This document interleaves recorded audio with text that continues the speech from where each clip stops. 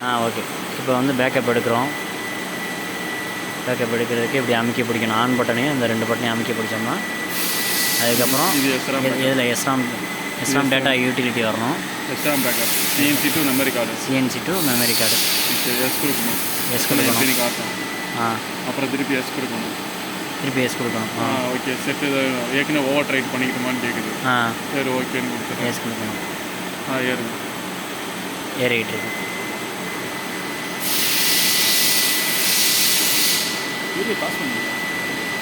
முடிஞ்சிருச்சு. PLC backup எடுக்க போகிறோம். இப்போ பிஎல்சி பேக்கப் எடுக்க போகிறோம். இது சிஸ்டம் டேட்டா சேவில் போயிட்டு செலக்ட் கொடுத்துட்டு உள்ளே வந்துடும். இந்த சைடு ஏற அமுக்கணும். இது 10 வரைக்கும் தான் வரும். அதுக்கு மேலே போடணும்னா சைடு ஏற அமுக்கணும். அதில் பிஎம்சின்னு இருக்கும். பிஎம்சி 1 இருக்கும். பிஎம்சி 1க்கு வரணும். பிஎம்சி 1னா பிஎல்சி ப்ரோக்ராம். இது எல்லாமே பிஎல்சி ப்ரோக்ராம். செலக்ட் கொடுத்துட்டு எஸ் கொடுக்கணும். Store to memory card. அவ்வளோதான். கம்ப்ளீட் ஆகிடுச்சு. எஸ் கொடுத்துட்டு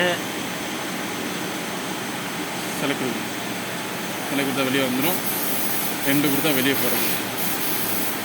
அவ்வளோதான். நம்ம லோட் பண்ணோம்னா திருப்பி இங்கே வந்துடணும். எங்கே வரணும்? எஸ்ராம் பேக்கப் லோட் பண்ணோம்னா எஸ்ராம்லேயே போயிட்டு மெமரி கார்டு டு சிஎன்சி கொடுக்கணும். Okay. Memory card to CNC கொடுக்கணும். இதுவே இப்போ நம்ம பிஎல்சி ப்ரோக்ராம் எடுத்து நம்ம எடிட் பண்ணி லோட் பண்ணால் லோடிங்னு இருக்கிற இதில் கொடுக்கணும். சிஸ்டம் டேட்டா லோடில் போயிட்டு பிஎல்சி மட்டும். இப்போ இந்த இடத்துல நமக்கு இருக்கும். நம்ம எதனா பேக்கப் இந்த இடத்துல இருக்கணும். பிஎம்சி லோடு இதை நம்ம எடிட் பண்ணோம்னா இதில் வந்துடும். இது வந்து மெமரி கார்டு வந்து பிஎல்சி லோட் பண்ணுறது. அவ்வளோ. வெளியே வரதுக்கு எண்டு கொடுத்துரும்.